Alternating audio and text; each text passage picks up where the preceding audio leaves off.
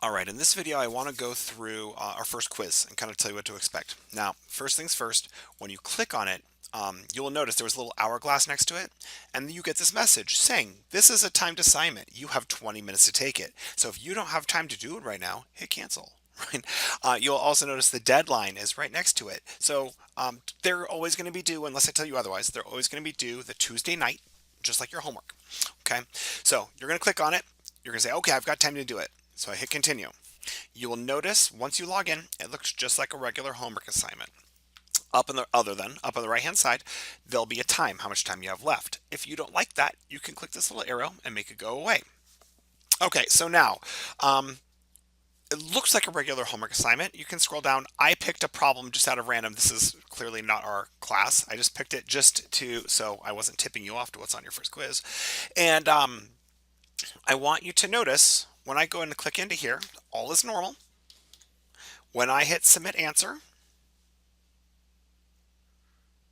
do you notice it says submitted, but there is no red X green check. So the idea here is I want you to submit every answer, and then you can say like 4 or whatever. You're going to submit every answer, and once you hit submit, you'll notice after you hit submit, if it says submitted and the answers remain.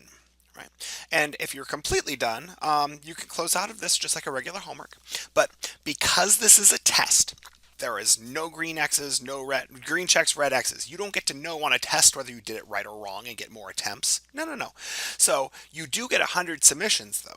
So if you do the problem and you realize, oh, no, I don't want 3x, that's not right. It should be 7x. You can always change it and hit submit answer.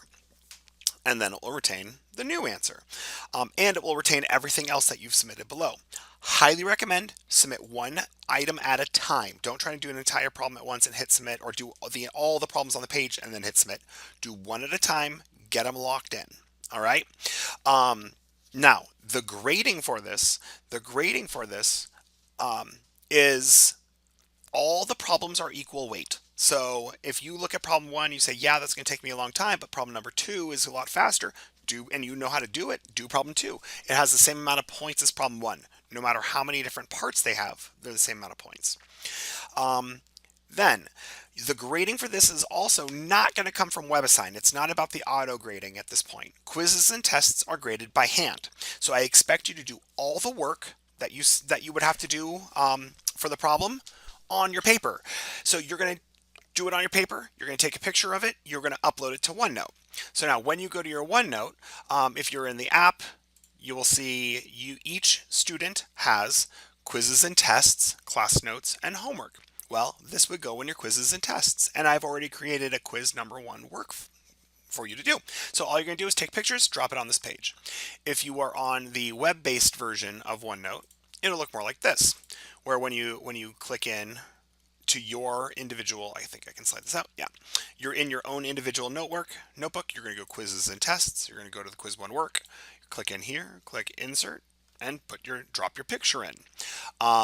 Or do a file printout if it's a PDF or something, but do not attach. Do not do that.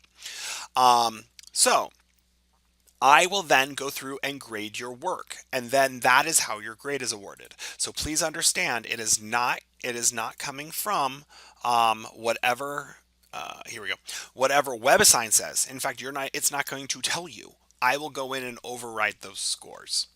Okay, so read the directions carefully, because I do tell you specifically this problem must be done by hand, or I might tell you this problem, I just want to know what you typed in your calculator. So for example, on a reduced echelon form, on a big hairy problem, it says I need you to write down the matrix that you originally set up. I need you to write down the matrix your calculator spit out, and I need you to show me how you interpreted that. That should all be on your paper, right?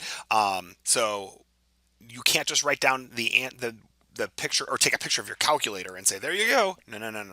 You got to write it down on paper, and you got to do it by hand as if you were going to be doing it as an in-person test.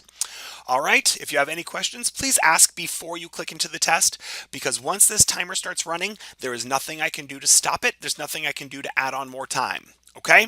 So if you happen to accidentally click into the test, which I always find the funniest thing ever, because that means the student, if you accidentally clicked into the test, that means you accidentally clicked on this, then you accidentally clicked continue. I mean, that's a pretty big accident.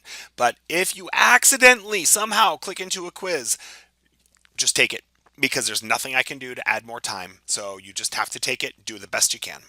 All right. If you have any questions, please ask. Talk to you soon.